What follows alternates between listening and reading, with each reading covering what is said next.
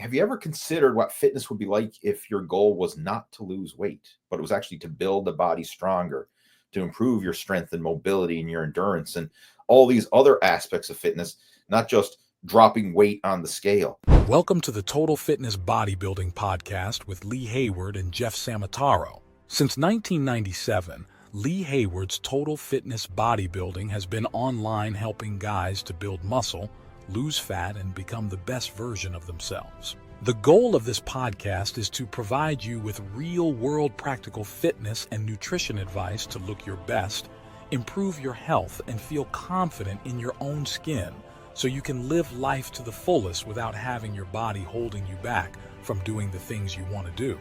So if you're ready to get started, let's jump into the show. Welcome to the Total Fitness Bodybuilding Podcast. Lee Hayward here, joined with Jeff Samataro.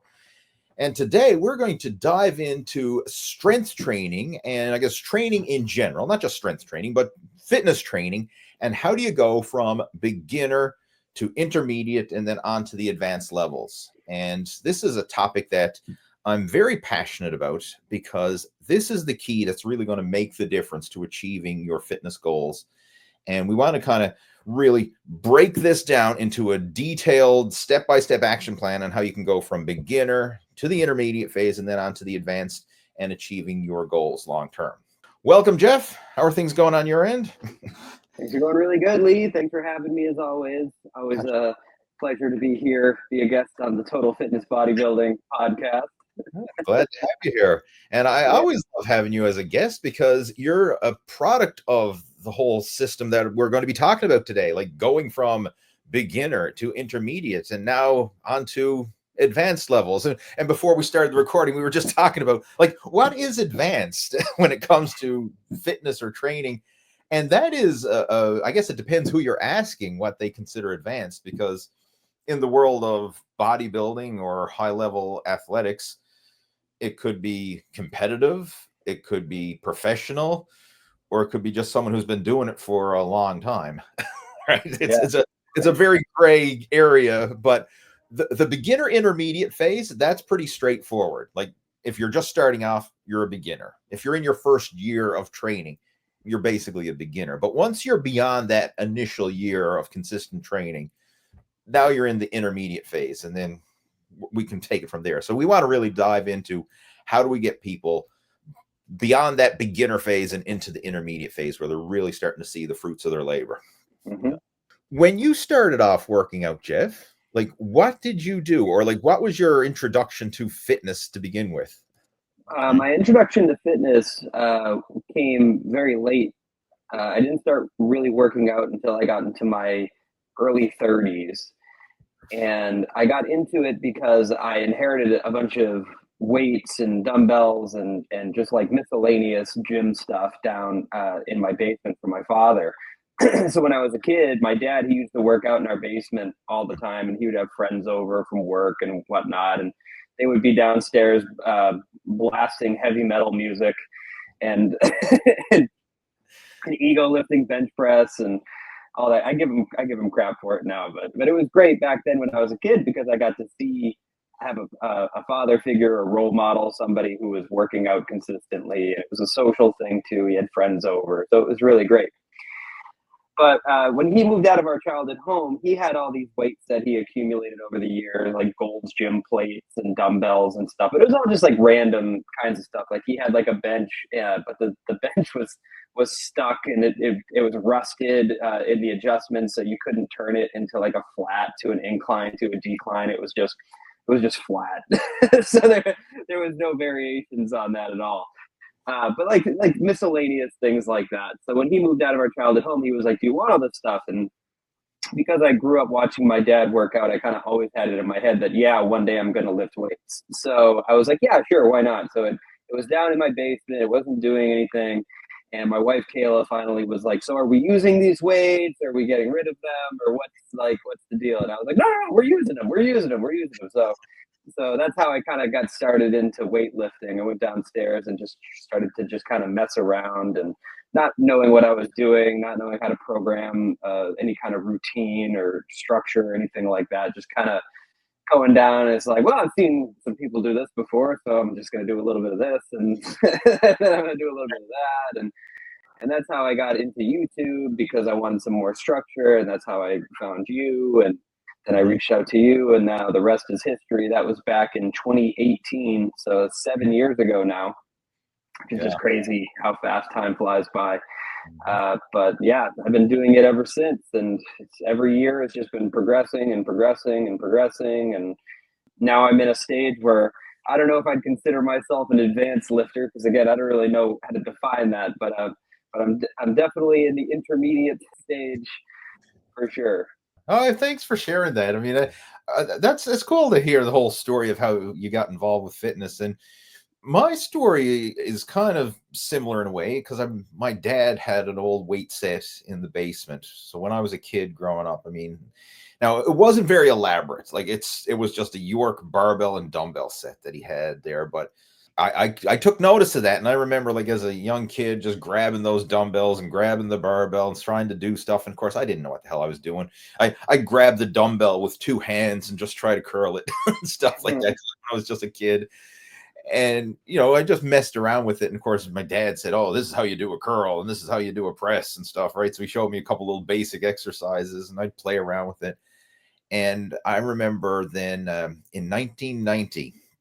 For Christmas, I wanted a home gym so we could actually have a proper setup. So we got a York 2001 home gym. I'm not sure if you're familiar with that, but I'll put a picture of it up on the screen here for the podcast. But it's a universal machine where it had like a weight stack, and you could do like chest presses and lat pull downs and leg extensions and leg curls, and you could do the basic exercises. Plus, we also had the barbell and dumbbell set as well. And these weren't the iron ones. These were the plastic cement-filled weight sets. Do you remember those? They like everybody had them back in the day. These cumbersome, chunky, like a 25-pound plate was like about the size of 3 45-pound plates in an iron weight plate. You know what I mean? Like they were huge. Practical. Right? Yeah. Big old balloons of plastic filled with cement, right? And they took up so much space on the barbell. Like, I mean, if you could fit 100 pounds on a barbell, like that was maxed out. Like that was about it, right? But that's how it got started. I mean, that's what I used in very similar to what you mentioned, like just messing around with this, right? Messing around with the wall charts that came with the York home gym. And of course, my dad knew a few things, so he helped me get started. But it was really just doing something, right? Like there was no real structure. It was just doing something. And when it comes to fitness, like this is something I really want to dive into in today's podcast. Is a lot of times when people are told, "Hey, you need to start exercising," and like maybe their doctor says, "Hey, like you got to start taking care of your health and fitness. You need to exercise, you need to lose weight, you need to eat better." And when they say, "Okay, well, what should I do?" And then the answer is anything. Like anything you do is going to be beneficial. Like, hey, just get out for a walk, get in your 10,000 steps, go work in the garden, just do something, right? There's anything better than nothing. And I've been guilty of that. Like a lot of times when people reach out to me who are brand new, I've sometimes said, hey, something's better than nothing. Just get off your ass and move. And while that's true, you can make some good progress just getting off your ass and moving. You're going to quickly plateau because the level of training stimulation, if you will, or the level of muscle stimulation from just doing something, it's not a progressive, structured thing. I mean, it's just random and haphazard. So you're going to quickly level off with whatever that is.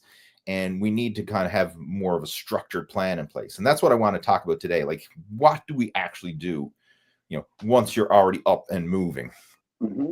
Did you start off with anything along those lines when you started your fitness journey? It was just doing something. Yeah. And I just kind of stuck with the things that I was familiar with just from watching my dad lift weights. So things like curls and bench press and with horrible form, lat pull downs, rows, like cable rows or something like that. But then I would run into problems like I wanted to do something for my legs, but I didn't really have enough equipment or knowledge of even how to train my legs properly. So just kind of like picking up a dumbbell and just kind of doing some like goblet squats here or there, things like that.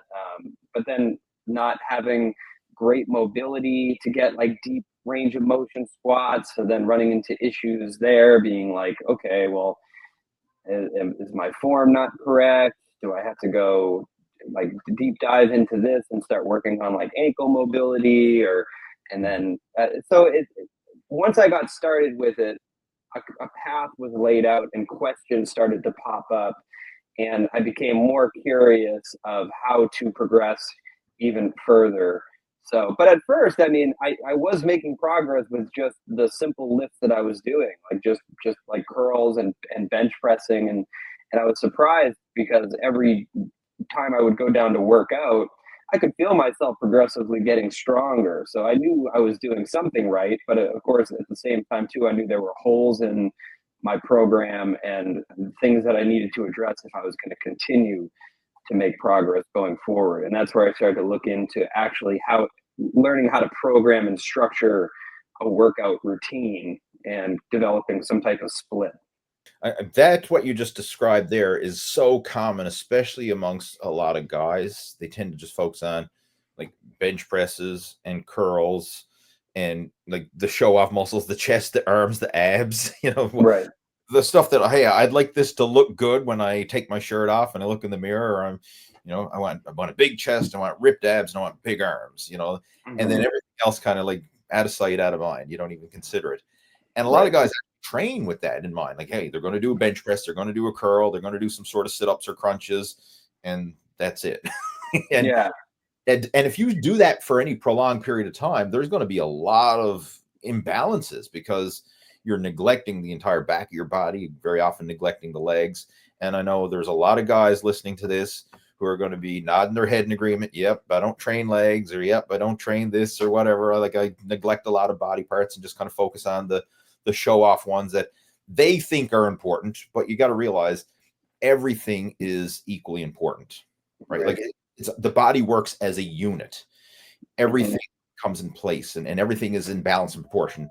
It's almost like, driving your car saying, well, what's more important, the front wheels or the back wheels, right? The left ones or the right ones, right? Like, yeah, I just want to have front wheels. I don't care about those back ones. Well, your car is not going to function well. Or what's more important, gas or oil, right? I just need to have a full tank of gas. Who cares about the oil? No, you everything working. Like you just can't have this one dimensional view on it. Like a lot of people say, well, I just want chest and arms and abs. Who cares about the legs? Well, once you start to develop those imbalances, you're going to certainly care about that. Yeah. And the injury side of things too. Like very often, if you're always doing presses for the chest and you're not doing anything for the back of the body, the upper back, the lats and everything else, you're going to have that rounded shoulders and very often leading to shoulder imbalances, which is that cause of injury. So, yeah, I mean, that's a common thing for so many people. And we really need to have that well-balanced structure. And this is where we have to kind of make the transition from just exercising, doing anything, to actually having structured training. And that's a big transition. Like that's more of a mental shift than anything. But like you can even tell when you're talking to people, like if they say I'm exercising, or they use very vague terms, or I'm training. Like if someone tells you they're training for something, like that's very specific versus someone say, I'm going to go to the gym and I'm going to exercise today. And to your point previously, like I've also found too that it's all connected and it's all just a big chain. So like if you do have a goal of like improving your bench press, for instance, right? If you're plateaued and you can't get past a certain marker, then taking some time away from bench pressing and working on things like your upper back or your lats or your scapula, like how to control your scapula, can dramatically improve your bench press over time. And then same thing with like legs. Like if your goal is like fat loss, and if you start working your legs, I mean, your legs are one of the biggest muscle groups in your body. You develop more muscle on your frame down there, then your metabolism is going to go up and you're going to end up burning more fat in the end as well. And another thing too is like leg workouts are very strenuous and very difficult to do. So you really work up your cardiovascular just from doing that. I mean, anybody who's worked and done like high rep squats will tell you like you're gassed after doing that. Mhm. And then cardio too. You work on your cardio. You're going to start crushing your workouts because you're not going to feel as fatigued and as gassed as when you're going through your strength workouts. Yeah. So it's all connected. And once you start noticing that, you start paying attention to that, you're going to start realizing the benefits of just training everything and not neglecting one thing, and how your overall fitness is going to just transform as the result of that. Yeah, for sure. One thing we should talk about as well, you kind of touched on it there. Like we have strength training and we have cardio. And there's this debate in the fitness world, like what's better? Should I do strength training? Should I do cardio? Should I do both? Is one more important than the other? And this, you'll get different answers depending on who you're talking to. And I can really appreciate this more in recent years because I've gotten more involved with cycling and I compete on our local cycling races. I participate in group rides and sportifs, and I'm part of the Newfoundland Cycling Club and all that, right? So I mean, I'm involved with that side of things, and for years I've been involved with bodybuilding. So I've got the foundation of both bodybuilding and now the introduction to endurance, and I can see the how it can complement one another, but I can also see the differences. And one thing that blows me away is like talking to a lot of endurance athletes, they're very anti-strength training. And then Mm-hmm. talking to a lot of bodybuilders and powerlifters and people from the weight room, they're very anti-cardio. Like the general rule of thumb is you hear guys say like, oh, cardio sucks. I hate cardio, like the gym bros.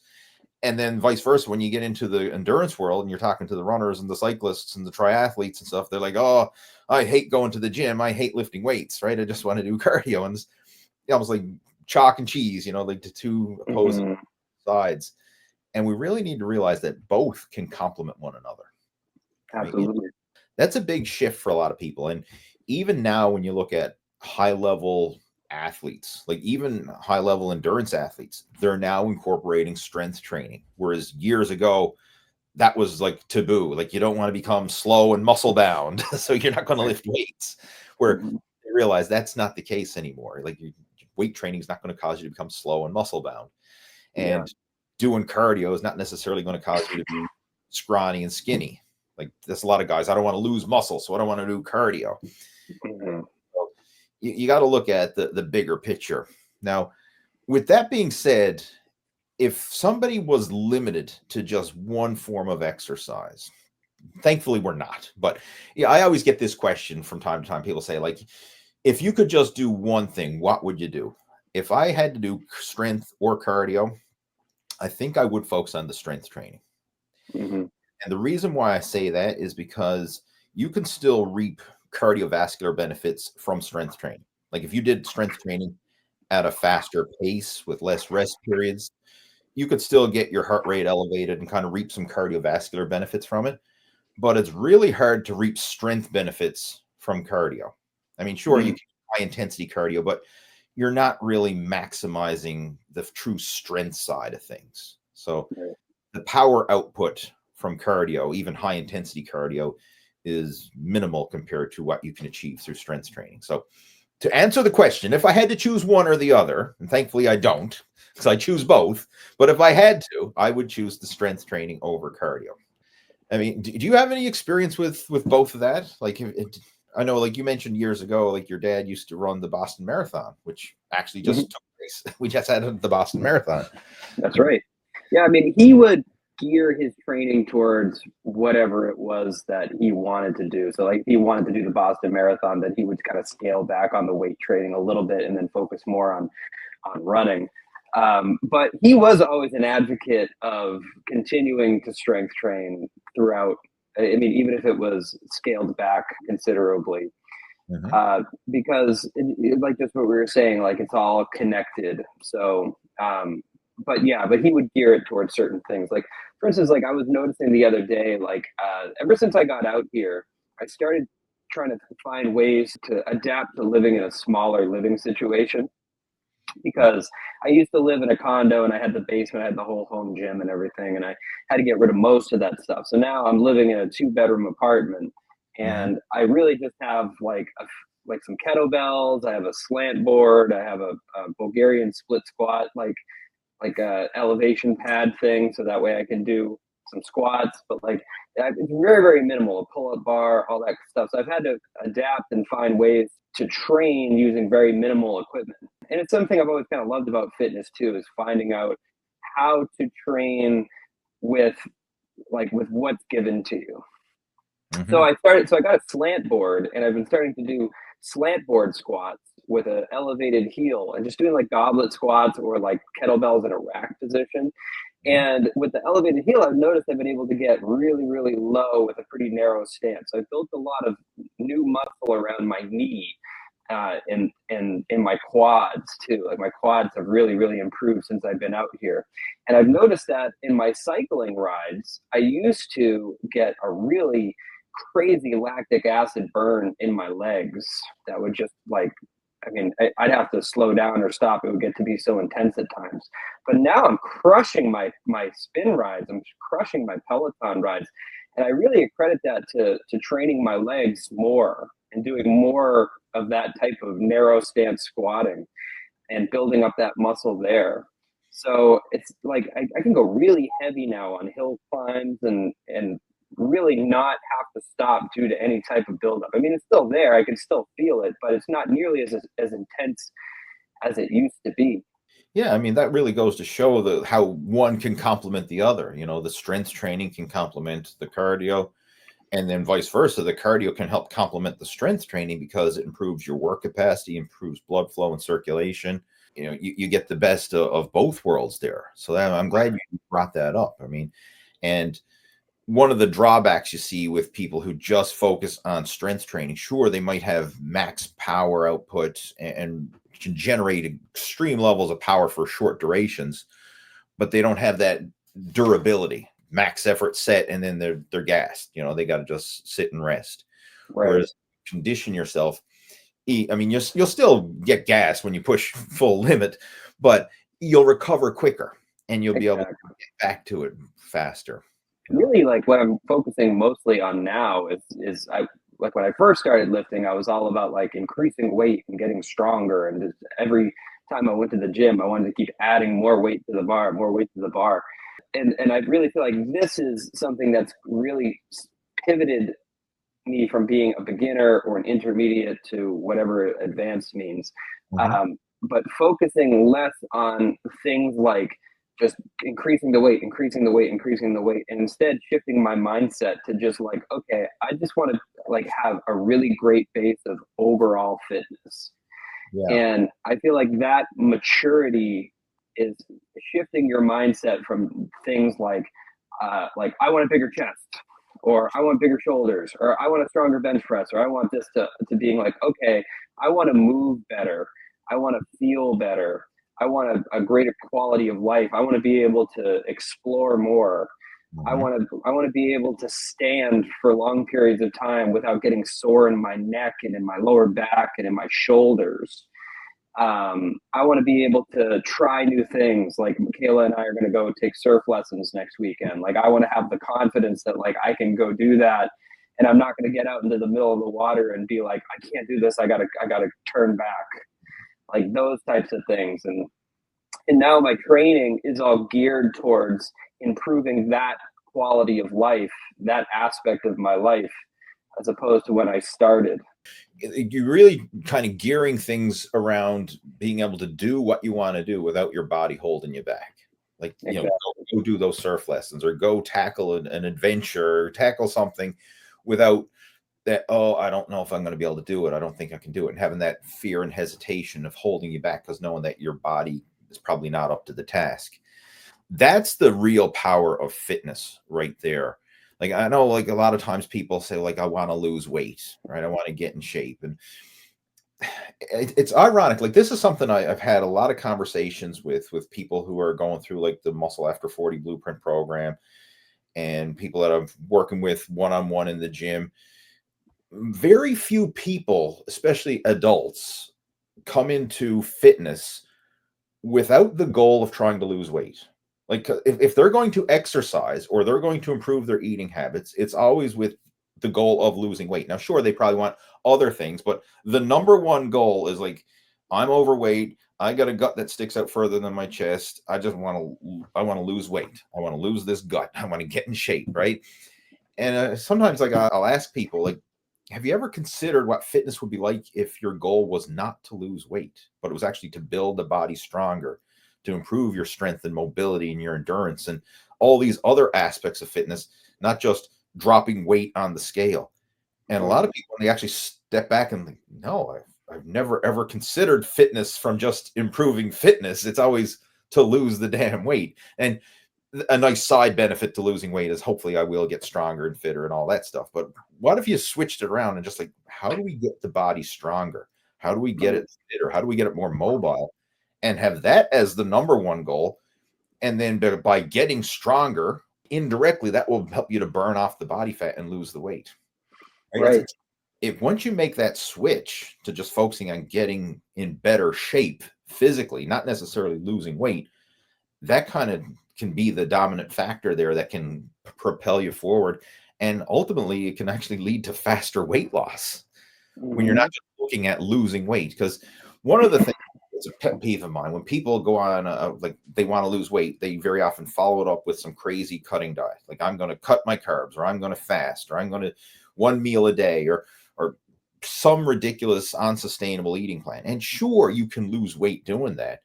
But very often you also lose strength, you lose muscle mass. And once you start losing strength and muscle mass, how do you feel? Like you don't feel good. And that just leads to the temptations and the cravings start to build until eventually you get to the point where like, oh, screw it, I can't do it anymore.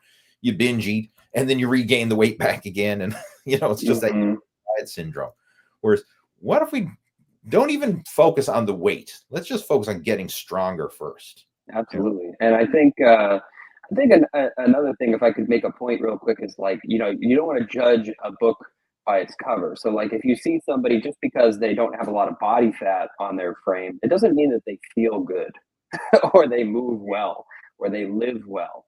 And it's the same thing as like you see a guy who's got like a ton of muscle on his frame. It doesn't mean that he moves well or lives well. And that's what happened to me. Is I was focusing on building muscle and strength and everything, and I was feeling strong and everything, but I didn't feel good. And throughout my daily life, I noticed that like I was just really super tight all the time. My chest and my shoulders were rounded like this. I had forward neck leaning posture. I had a really bad hinge. I couldn't bend over and touch my toes.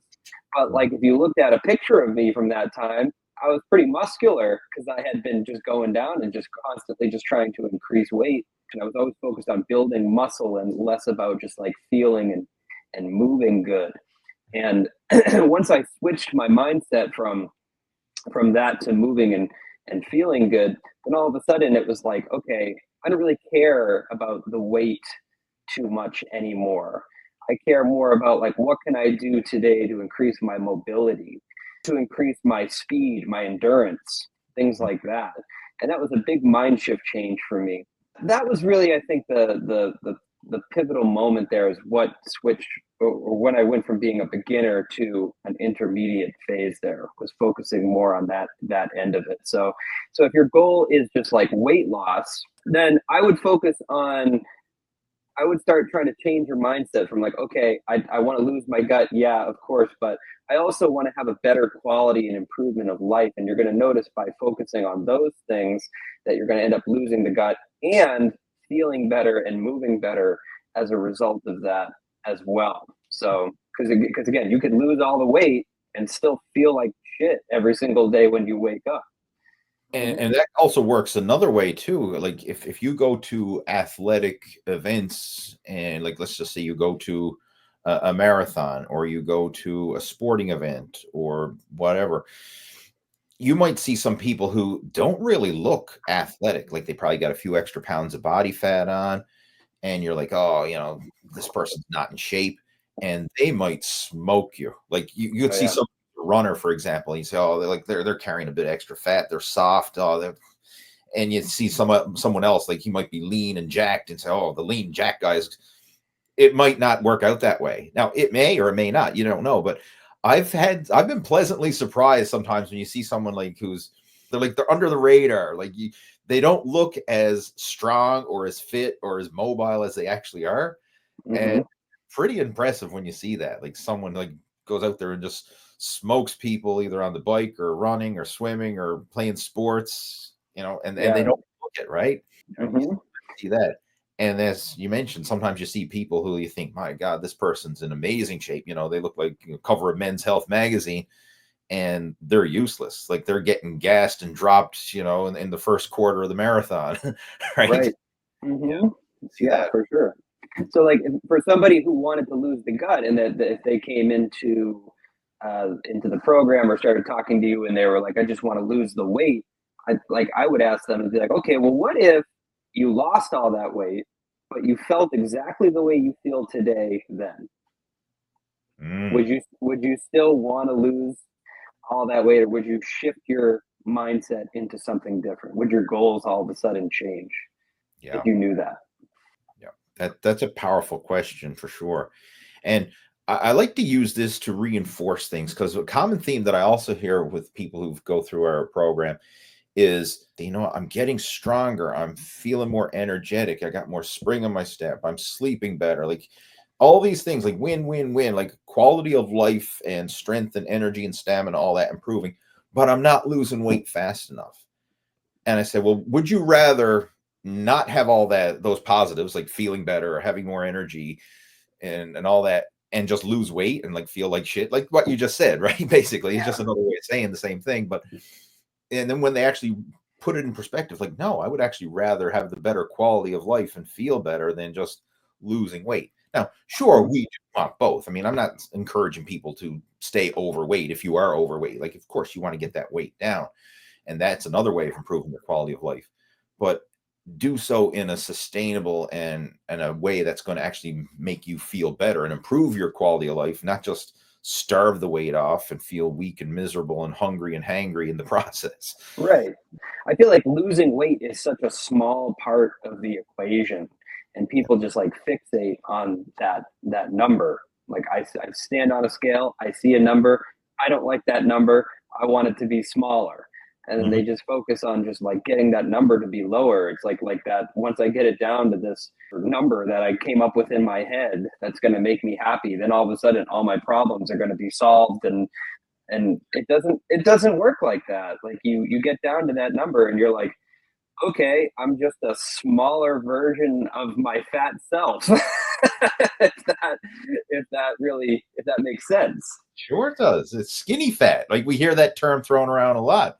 I mean, we know a lot of people who lose weight and they're just a smaller version of them old selves. So they're literally skinny fat. So yeah, by weight loss standards, they're a success. They've lost weight, but they don't look any better. They don't have a better body composition.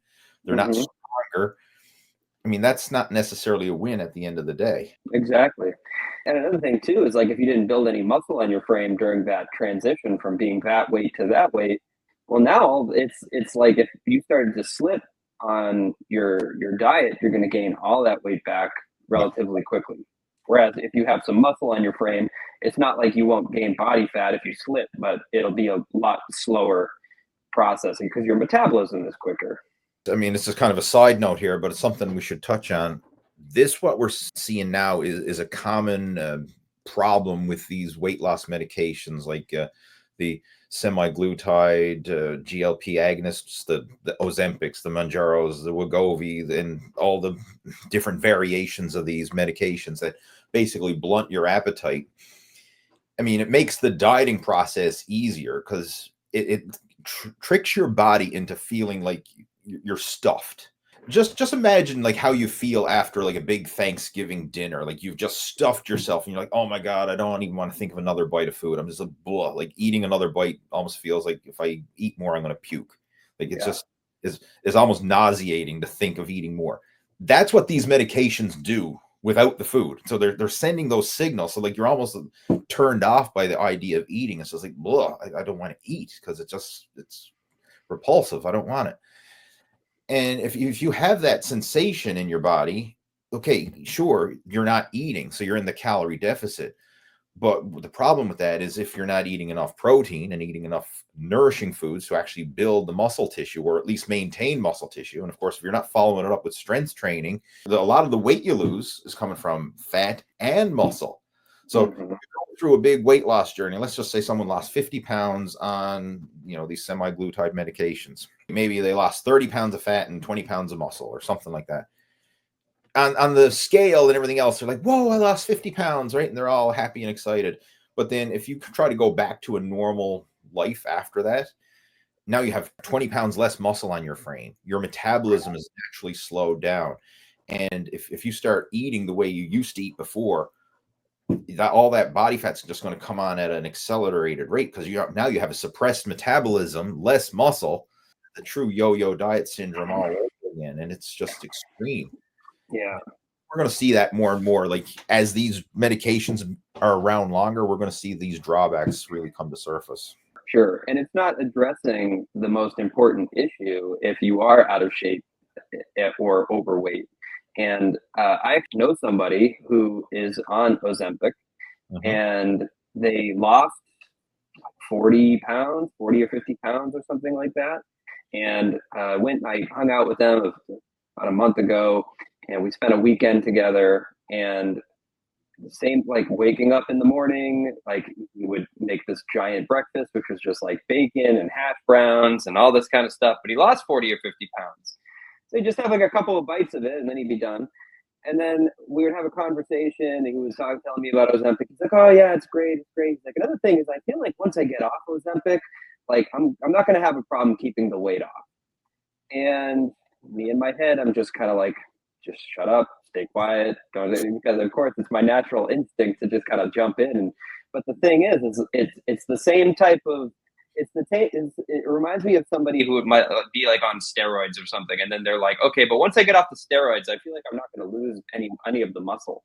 It's like the same type of mentality. It's like, well, you didn't address the main underlying issue, which is why did you gain all of that weight in the first place? It's because of your daily habits and your neglect of your own health and fitness, and taking a pill and dropping all that weight. If you didn't address the underlying issue, which is that your lifestyle is the reason why you gained all of that weight in the first place, then it's all just a matter of time. You're not going to be on that pill forever. And once you come off of that pill, all the progress that you made is going to instantly come back on. And it's because you didn't address the issue. You didn't fix your lifestyle. I don't want to bash these because there is a time and a place for medication like that. Like sure, who are extremely overweight and who can't exercise and can't do things. I mean, that could be the crutch or the tool they need to kind of start making progress. But still, like you mentioned, it's not addressing the root cause, which is the poor eating habits, the poor lifestyle habits. It's just temporarily suppressing the appetite. So we really want to focus on building better habits, right? That's the foundation, building better habits. Yep. When it comes to training in general, like I want to kind of gear this podcast mostly towards training, not so much on the nutrition side, even though you can't have one without the other. I mean, they're always intertwined, but I want to kind of focus more on the training side here. One of the key things we need to focus on is training in a progressive overload fashion.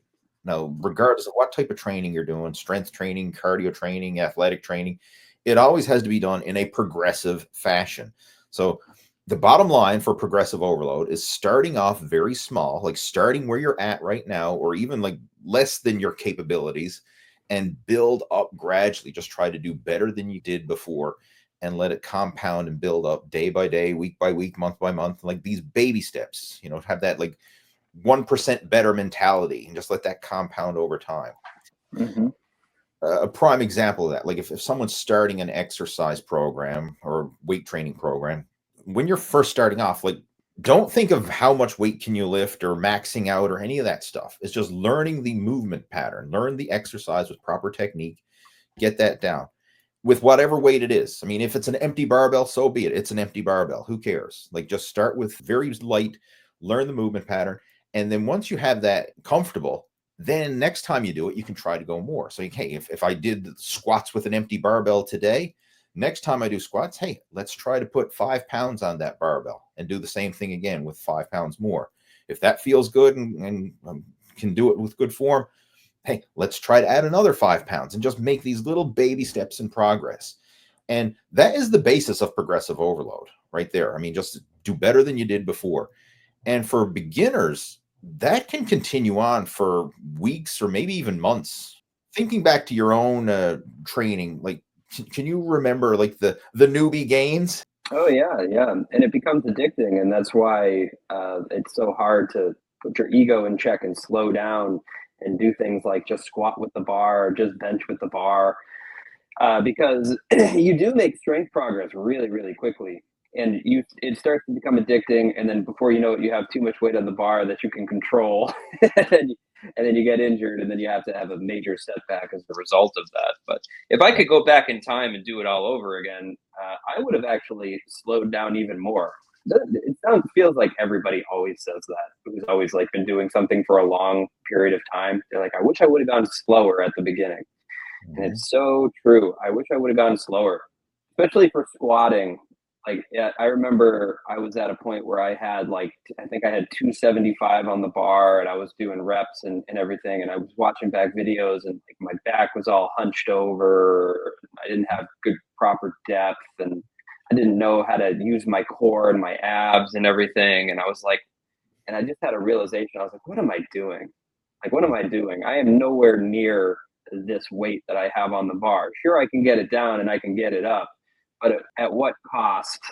And how long am I going to keep moving, increasing this weight before an inevitable injury happens as a result of me neglecting the basics and the fundamentals? Yeah. So learning how to build up a proper mind-muscle connection and feeling your muscles contract, the muscles that you actually want to work, and instead of focusing on just moving weight from point A to point B, focus on actually building a connection with your body. Mm-hmm. That's hard to do for a lot of people. And the thing is when someone's starting off, very often their muscles are not developed. They don't have that mind muscle connection. So they're literally just going through the motions. But the more they go through the motions, and eventually as the weight does get a little heavier, then they can start to say, oh, okay, that's the muscle I'm supposed to feel. Like, for example, maybe someone is doing a chest press and they're like, I really don't feel my chest working that much. And maybe they're just bench pressing the empty barbell, but they're just focused on the technique. And then gradually, we'll add 5 pounds and add 5 pounds and just build it up. And eventually it's going to get to the point where, oh, okay, now I'm actually struggling a bit. And oh yeah, now I can feel the chest activate and feel the different parts, the different phases of the lift. Because like when you're doing a bench press, for example, like the initial drive off the bottom, that's primarily chest. Once you get it to the halfway point, then it's more triceps to lock it out at the top. So like learning how to activate all these different muscle groups during the exercise, and same with squatting and stuff like that, like how to get that drive out of the bottom and then how to finish it off and lock it out at the top. Right. I mean, like that comes with time. And then as you become more developed, you will gradually develop that mind muscle connection. But for a lot of exercises, you're kind of just going through the motions without really feeling those muscles working. Like you're not getting that muscle connection because you don't have that development yet. But it will come the more you do it. I mean, it's just, you got to be patient with it and realize, hey, it will get better with time. It's interesting too. Like I'm doing one-on-one training in the gym with some people now, and a couple of my students that I'm working with, like one guy in particular, he's more of the old school, go big, go home. Like when he started working out, like I had to hold back the reins, like, whoa, easy there, easy there, big fella, right? We got to go lighter. We got to take it slow, small progression. And, some other people that I'm working with, they're more the conservative type, and they're not really pushing it. Like, I know, like you got more in the tank, right? And I'm kind of like coaxing them along to, to try and get them to maximize their own potential. Right. But, you got to adjust it according to people's personality. Like some people need the push, some people need the reins pulled back, right? But you set it up so that the progression is slow and manageable. And I always like to tell people when they're training, keep it below red line. Just like when you're driving your car, you want to shift gears below red line, like you keep it below red line, because if you do everything below red line, the risk of something going wrong is pretty low. But if you're always going to Redline, you're pushing to the absolute limit with the car, you're probably going to end up blowing the motor or having some problems with your body. You know, if you're always going in there every set, you're pushing it to Redline and you're repping to failure, sooner or later, something's going to give. You're going to pull or strain, or you're going to get out of the groove. And then when you're out of the groove with really heavy weight, you know, that's when you can screw up and really get injured. So always have this, like, I'm not going 10 out of 10. I'm going like 8, maybe 9 out of 10, but I'm always leaving a little bit of buffer room there. Like 8 out of 10 is plenty, especially for someone who's in the early phases. Leave that little bit of buffer room so that you're not digging yourself into a big rut. It's faster to recover from those workouts, and you're able to get back into the gym and train again more frequently and build the consistency. Yep. So a couple of years ago, I was really into bench press, and I got up to, I think I got up to like a 245 bench or something like that, which I was repping out, and I was feeling really, really good about it. And I started working with in-person trainer, and he was a calisthenics guy, and I had him build me a program, and on the program, he had me just doing push-ups. And when I first got the program, I was like, push-ups? I was like, come on, man. Like, I'm repping out on the bench here. Like, I don't need to be doing just push-ups. And he asked me, like, how many push-ups can you do? I'm like, I don't know, 1,000? No, I didn't say it like that. I was like, I don't know, like 40 or 50, like in a row. And he's like, oh, wow. He's like, that's really impressive. He's like, let's hit some push-ups. I'm like, all right. So I get down and I start doing push-ups. And he stops me and he's like, I want you to cut that tempo down by like more than half. Like, I want you to slow down, because what I was doing is going down, slamming off the ground, and then using momentum, and then coming off the ground really fast. And he was like, okay, he's like, we're going to do a 5 count down to the bottom. So I'm up at the top, right? And he's like, 1, 2, 3, 4, 5, and then pause at the bottom. Right? Control it at the bottom too. Like, don't just collapse, like control at the bottom. All right, here we go. We're going to come up in 2 seconds. 1, 2, all the way up. And then at the top, protracting my scapula at the very top as well. And I went from being able to do 50 plus push-ups, whatever, to like 10. To 10. And I got to 10 and I was grinding that last rep and I couldn't believe it. And my ego took a massive hit at that moment, because I was like, I can only do 10 push-ups. But let me tell you, my chest was on fire after doing those 10 push-ups at that tempo, going real slow like that. And that's where I really started to build up some mind-muscle connection in my chest, was reducing the tempo, especially the negative, going really slow on the negative and feeling the chest all the way down. Because that's the part where your muscles are putting on the brakes. Yeah. So I could feel my chest on the way down, like resisting gravity. And my chest development really started to improve once I stopped trying to do incline bench press and flat bench press, and instead working on pike push-ups and regular push-ups. And I credit it to that. I credit it to just slowing down, feeling the muscles work, and focusing on the basics. There's a reason why the basics have been the basics and why they've been around for so long. It's because they work. So I wish I could go back in time and start there, instead of going back to instead of ego pressing on the bench and then going back and doing it. But I feel like everybody you ever talk to has a similar story. So it is what it is. I understand where you're coming from. I mean, the whole, if I could do it all over again, I'd do it differently. But the fact that you did it the way you've done it, you have the appreciation now. Like you can learn from your mistakes, and that's a very powerful lesson, because learning from failure or learning from mistakes is the most powerful teacher, versus if someone just tells you the proper way to do it, but you don't know the other side, right? You don't know the drawbacks of doing it improperly. The lesson doesn't really stick, if you know what I mean. Right. So sometimes you got to screw up in order to really get it on the internal level and understand it. And I've made a lot of mistakes over the years. I mean, that's why I'm so passionate about this, because I'm like, who I'm teaching indirectly is like, if there's a younger Lee out there Right? I hope Mhm. he can learn off this, right? That's what I'm trying to do. If I Yeah, were to go back in time and teach myself, right? Who knows if right. I could ever develop a time machine, right? Yeah, yeah. I'm mostly saying all this because if you're a beginner and you're just starting out and you're constantly focused on, okay, I'm a beginner now, but I want to be an intermediate and I want to be an advanced, and you're always pushing up, trying to get to that next level, to that next level. It's like you don't have to focus so much on just getting to this point where the level that you reached in your head. Instead, you could just kind of focus on where you are and make incredible progress from just a starting point. And that's what I'm doing now. Is like I've been lifting now for almost 7 years consistently, and I'm still just trying to master push-ups. I'm still trying to master pull-ups. Still trying to master just squatting and hinging and side to side lunging or walking lunges, like, and trying to feel great contractions on those movements there. And those are movements you start people off with. So don't be too concerned about getting from to this imaginary place of being an intermediate or an advanced, because you never get past the basics.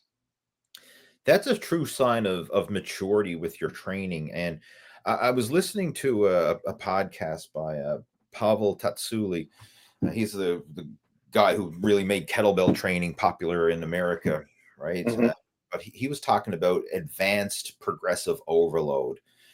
And one of the things that they focus on, especially with a lot of kettlebell training and just strength training in general, is the idea of steady state progressive overload, which we'll just go through the basis of progressive overload. We talked about it earlier. When you start off, you go ridiculously light, the empty barbell, and then you add 5 pounds, and then you add another 5 pounds, and another, and you just keep going up by 5 pound increments, right? For as long as you can.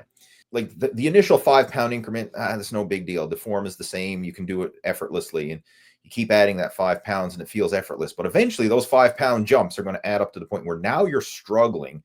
And now the form is starting to break down, and you're got to use momentum and bring in other assisting muscle groups. And, even like with your push-ups, right? I mean, yeah, you can bang out push-ups, but you got to use explosive momentum and, not good controlled form. The next stage is what we refer to as like a steady state progressive overload, where instead of just trying to add weight, now we're going to keep a steady weight and we're going to focus on getting better with that weight, like literally building the muscle with that weight and building the skill of strength with that weight. When you add weight to the barbell, that's like adding the weight is not what made you stronger. It's lifting the submaximal weight over and over again built the strength so that you were able to add the weight. Mm-hmm. Right. So like you want to think almost like the other way around. Like you're doing maximal weights over and over again, building the strength with weights that you can comfortably control. That's what gets getting you stronger to the point where eventually you're going to be able to add the weight. And then that becomes now baseline. You work with that instead of always just chasing, the extra 5 pounds, the extra 5 pounds.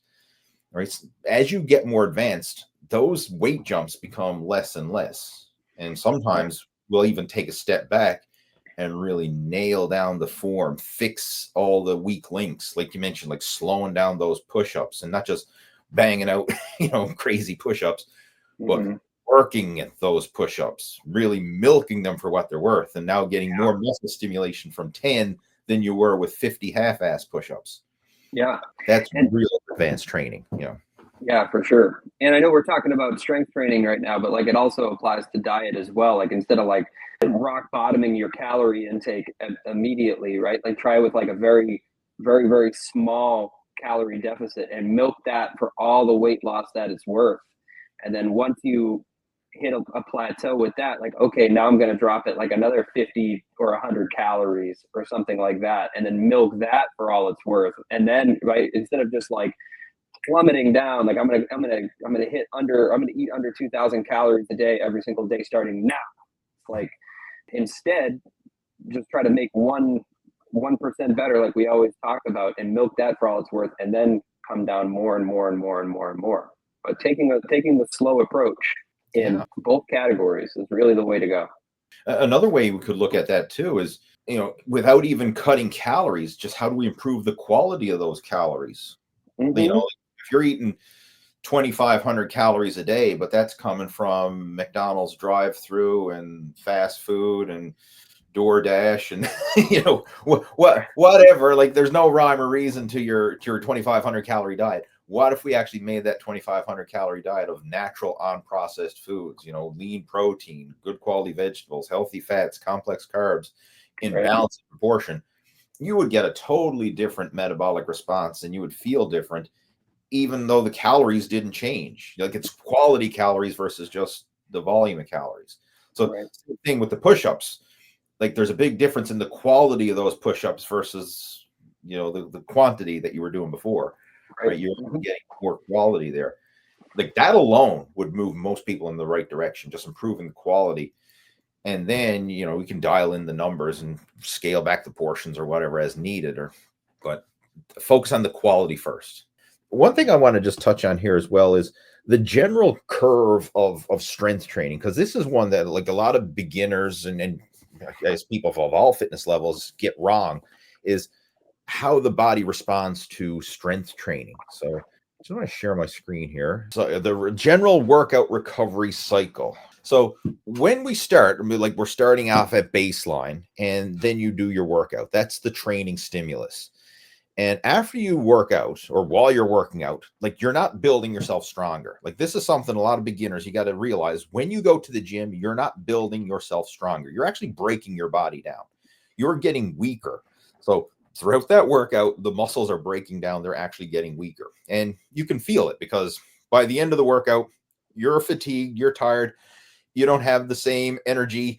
Like, you just drained and emptied the tank, right? So you're down into the fatigue zone at the end of that workout. And then, after you allow rest and recovery, you're going to start to come up, the recovery process. And then eventually, once you're fully recovered, there's some super compensation right up here at the top. A little bit of audio issue or something there. Oh, sorry, hold up. My Roomba started moving for some reason. My Roomba, my vacuum cleaner. Sorry, hold up. Turn this off. Roomba! I know. Go back home, Roomba. Okay. We named our Roomba Clean Elizabeth.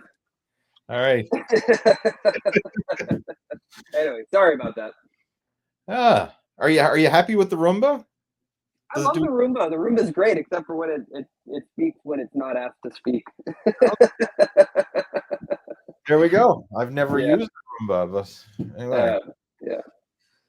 But after we hit the training stimulus, we fatigue, and then we're on the recovery process. Then we're going to get up in here to the super compensation phase. This is the actual growth. So the growth takes place long after the actual workout, right? You break your body down. It has to rest, recover, and then grow. And the growth is here in that super compensation.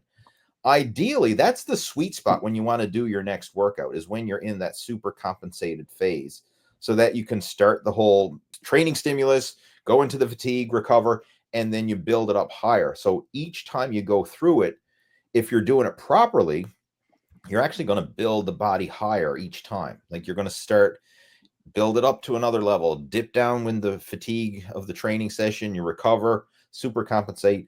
And over time, it's going to get stronger. Right? You're going to see the dips and the valleys here, but it's over time, the strength peaks are going to get higher, and the dips, even though you will feel fatigued after a workout, you'll still have more strength and energy over time, right? The highs will get higher and the lows will also get higher, right? Over time. This is a good progressive overload, right? That's what we want to achieve. That's the ideal goal. A common mistake for a lot of people is working out too frequently. And so this is what would happen if you trained too frequently, is you would actually start to break the body down faster than it can recover. And this is what's known as overtraining. So to kind of put that in perspective, go back to the big chart here. If you did your workout while you were still in the recovery phase, before you fully recovered, before you actually hit that super compensation, then you're actually digging yourself into a rut, right? So if you did your next workout in that recovery phase right here, then you're breaking your body down even further, and it's actually going to start to snowball downhill, right? That's where you're going to get weaker and weaker and weaker over time. And the problem with this is you're putting in all this work right? You're training hard. You're like, I'm working out every day. I'm going to the gym every day, but you're not allowing that rest and recovery and growth to happen. And I was guilty of this, like back in my teenage days when I started training. I was so full of piss and vinegar. I was working out every day, a couple hours a day, and I was like, I'm not seeing any progress. Like, what the hell's on the go? And finally, I actually started to read some programs and talk to some more advanced lifters and stuff. And they said, how about you cut back to every other day? Work out one day, takes the next day off. I said, oh, okay, I'll try that. Instantly, I started to grow because I allowed that time for the rest, recovery, and growth in between each workout. Mm-hmm. That was the missing link. So it's training smarter, not harder, literally, right? So that's a big one. Another one that a lot of people end up getting into is if they wait too long between workouts, then you get the stimulation, your body breaks down, you recover, you get the super compensation. But then if you wait too long, then you're back to baseline again. So you're not really making progress. This would be known as a maintenance program. So you're always just maintaining what you have, but you're not actually making progress over time. Now, it's not necessarily a bad thing, because there are times when maybe you do want to maintain, if you're really busy and you say, you know what, rather than just stop working out altogether, I'll just do a maintenance program, hold on to my gains. And then when I'm able to push it harder, I will, to try and make gains. So we all go through phases like that from time to time, but we want to avoid the overtraining syndrome for sure. Right. So right here, right. The differences. Yeah. If you did overtime, if you were overtraining, like you would get weaker over time, versus if you did it in a productive fashion over time, you would get stronger over time. And this is where it really shows, is over time, right? But again, I just wanted to break that down because a lot of times, especially for beginners and novices, they think, I'm going to work out every day. I'm going to go to the gym every day, as if that's a badge of honor, right? Exercise, go to the gym every day. Not necessarily, right? Yeah. Even top level athletes are not pushing themselves hard every day.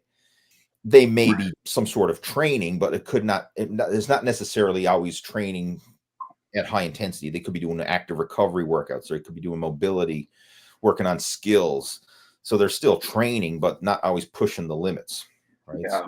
And it's tough because the more you get into fitness and exercise, I mean, at least in my case here, I fell in love with it. And when you fall in love with something, it's like you wake up every day and you look forward to doing it. Or you wake up and you're like, I want to go to the gym. You're like, but I'm so sore. I can't lift my arms above my shoulders, and my hamstrings are on fire and everything. It's like, I really should take a day off. And then you're kind of like, well, what do I do with myself if I don't go to the gym? So if you're lucky, right, you fall in love with it, and that becomes a thing. But I remember, so when I first started working with you, you had me on a total body workout split that I was doing, and I was getting 3 strength training sessions a week, and I was doing it, and then I remember I asked you, I was like, I have an idea for my own workout split. Is it okay if I send it to you? And you were like, yeah, of course. So I wrote up my own exercise split, and it was so crazy. It was like Monday we're doing this, and it was like 6 different exercises. Tuesdays we're doing this, 6 different exercises. Wednesdays 6 different exercises, and it's because I wanted to improve everything all at once. Yeah. I wanted to be a master of everything. And I remember I sent it to you, and you said to me in a very kind way, you're like, this is pretty overkill here. Like, I would scale this back like considerably. And going through that, I mean, always felt run down. I always felt tired. I never felt recovered. And as a result of that, I never made any strength progress. And I made my most strength progress when I went from lifting every single day to lifting either 3 times a week, or even for a while when I first moved out here, because I was getting my whole life situated, I was only really lifting 2 times a week. And I wouldn't go any lower than 2, but like when I was doing 2, I noticed that I was getting stronger like every single session that I was going in. I got over that need, that fixation to have to do everything and focus on mastering everything, and instead kind of narrowing my focus in on my sessions of, okay, I want to improve my pull-ups, just my pull-ups, or I want to get better at push-ups, like just push-ups, or squats or something like that.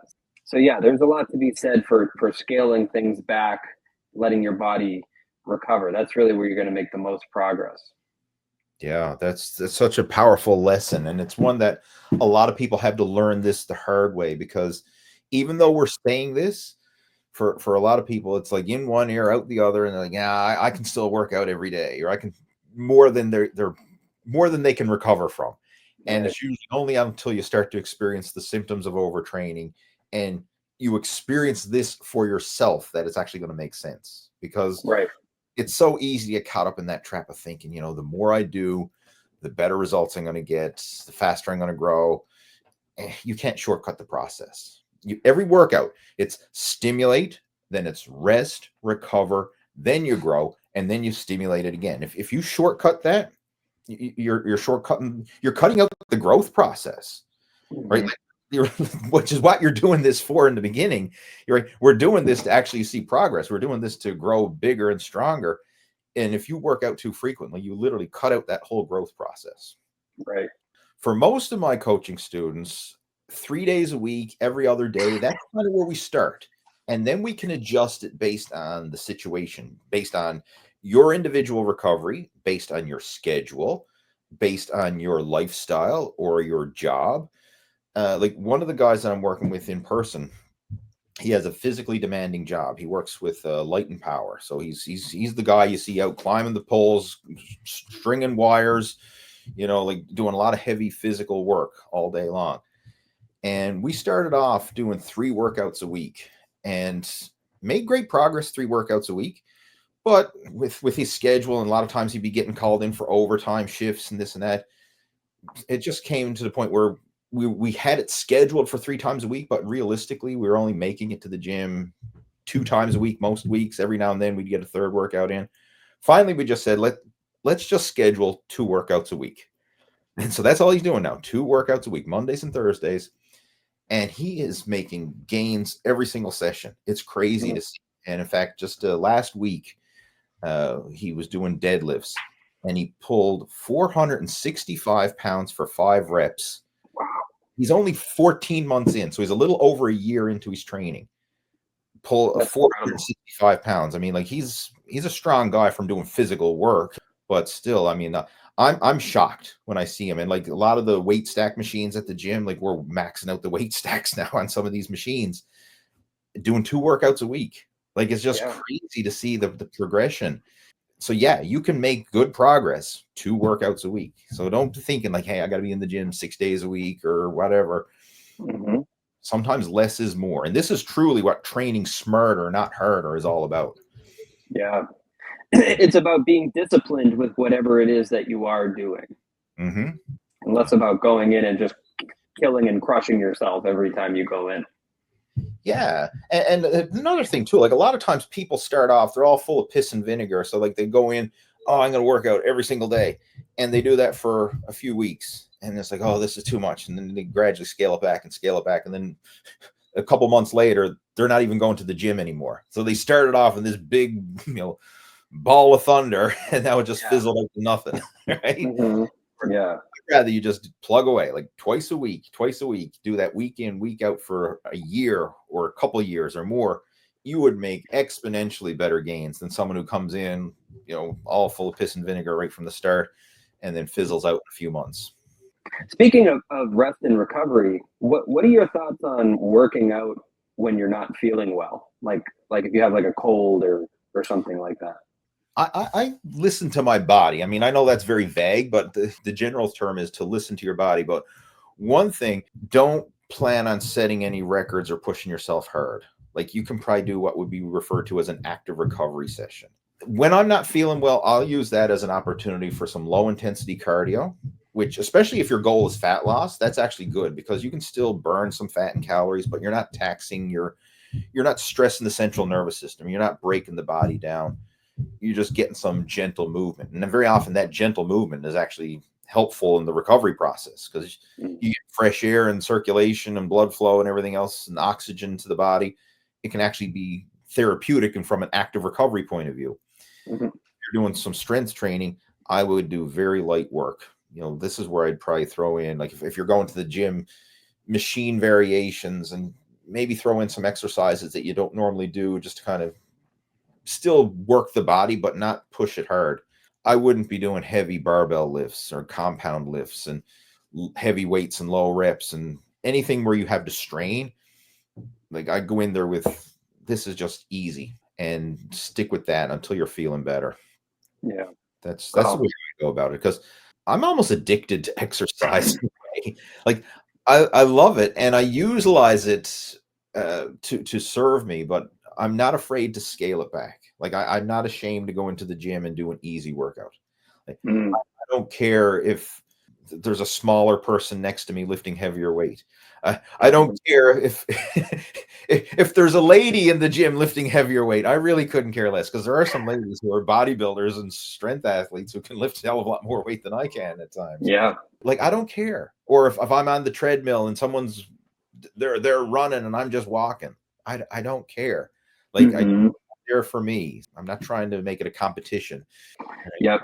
That's a slippery slope, though. You get into the competition game. But and personally, for me, I can be competitive in that type of arena too. And that's why a big reason why I like to work out from home and work out by myself, and occasionally work out with my wife, because I don't want to be looking around the gym seeing other people. To me, it becomes like distracting for me, and then it triggers my ego, and then I'm like, oh, well, why can't I do that, or why can't I do this, or whatever. When I'm at home and I'm just working out by myself, it's like I'm just focusing on doing better than I did the last previous session. And if that's my primary focus, then I find I'm much happier than if I go into a commercial gym setting and I'm comparing myself to, Lou Ferrigno over there. So, but that's just my personal preference. You can argue it both ways, and I can totally respect where you're coming from with that, because a lot of people do, go to the other extreme. But at the same time, like, a little bit of that can be good, because it can be motivating, and you might learn some things. Like, I can't tell you the number of times that I've picked up on exercises that I never even thought of doing by watching people at the gym, right? Mm-hmm. Granted, 9 out of 10 times, and I'm shaking my head like, this is stupid, but every now and then it's like, oh wow, I actually like that variation. This person knows what they're at. Like, this is actually really cool. But you got to have that you got to have that experience to know what's crap and what's, the few little gems that are out there. And that, right. Some of the more advanced guys, that I've come to know and chat. Like, I'm not friends with them, but every time I see him at the gym, we end up, having a bit of chit chat and stuff. And I've picked up a few good tips from some of the more advanced guys. And I'm selective of who I take my advice from, if you know what I mean. Yeah, sure. I know I saw you doing that squat variation with the kettlebells on Instagram the other day. That was I've never seen that before. That was really interesting. It was like a squat turned into like a sit up kind of, or like a curl and back into a squat. If you do a search for kettlebell deck squat, that's what it's called. The video that I watched to learn that exercise is from Mark Wildman. He's got a big YouTube channel with kettlebell training, and that I've mastered that exercise from watching his videos and practicing it. And that's something I've been doing a lot of in my own training, is kettlebell work, and really enjoying the change and the variety and stuff. And the thing I like about kettlebells is you can get a really good workout without having to lift heavy weight, because it's taking you through that full range of motion. It's helping to improve the balance and the stability. And very often when you're doing like even single arm kettlebell work, it engages the core and stuff a lot more than having balanced weight on both sides, right? Like doing single arm cleans and presses, and you just engage a lot more muscle. The only downside to that is I've recently got a bit of an oblique strain, and I think it's from the kettlebell work, from doing the different things. So I actually had to take it easy now for the last couple of weeks. Like, it's getting better, but it's still there. Like, in my left oblique, I can feel a strain, and I'm almost positive it's from the kettlebell training, because where you're doing unilateral work and engaging the core to such a great degree versus barbells and machines where everything is symmetrical, your core doesn't get a lot of activation that way, right? You know, whereas the kettlebells, they do, I find. And that's something I kind of overworked. It's an overuse injury. That's what it is, right? In my oblique. Mm-hmm. Yeah. So how are you managing that now? Are you skipping the kettlebell workouts for now and just doing doing machine work and stuff like that? And I'm still doing cardio. Like I can still go cycling and stuff, and that doesn't bother it. But if I do anything where I'm off centered, like if I were to do a kettlebell clean or press or something, like, I can feel the weight shift. So I'm using machines and stuff that are balanced, so I don't need to engage the core to a great degree. Yeah. Mm-hmm. I'm still able to work the muscles without aggravating that injury. And that's the key when it comes to injury rehab. The single best thing to do is just avoid aggravating it further. Because a lot of times people, you just keep training, right? It hurts, but I'm just going to work through the pain, and like no pain, no gain, or whatever. Like, no, pain is not good. Pain is your body's check engine light coming on saying, hey, something's not right here. We need to adjust. So when I felt that pain, I said, okay, I need to adjust. And so that's what I'm doing now, is kind of more just machine exercises where everything is balanced and there's not a lot of core activation. I'm looking forward to getting back into those kettlebell work because I just enjoy the challenge of it. You know, the fun challenge, right? Me too. I also love how it builds mobility too at the same time. Man, I've noticed such an improvement in the mobility and flexibility of my legs since I started incorporating doing kettlebell side, like Cossack squats, deep knee bend, like kettlebell squats, or I like to do the suitcase squats. So you hold the kettlebell down like a suitcase, and then you're like on a slant board and you go side to side. I like doing that variation as well. I never tried that one. I'll have to give that one a go. Yeah. Yeah, that was really, really cool. I also like doing single leg RDLs too with kettlebells as well. That's another great. And I've noticed building a lot of balance as a result of practicing those types of movements. And a great resource. I mean, Mark Wildman. Have you seen any of his videos on YouTube? No, Mark Wildman? Wildman, yeah. Just search for Mark Wildman kettlebell on YouTube. Like I've never met the guy. Like this is not a promotion of any sort other than an honest, legit recommendation, because I found his videos on YouTube and he's excellent at explaining them. If I'm not mistaken, I think he's in the California area and he probably even does some like live workshops and stuff. You know, so but he's got an amazing channel and very detailed with explaining the technical sides. Like he takes every exercise and he just breaks it down step by step to everything, and then it's almost repetitive to the point where it feels like you're watching it on repeat because he'll drill in the technique over and over and over again. But you watch his videos and follow along. I mean, you have no choice but to get better at it. That's great. Yeah.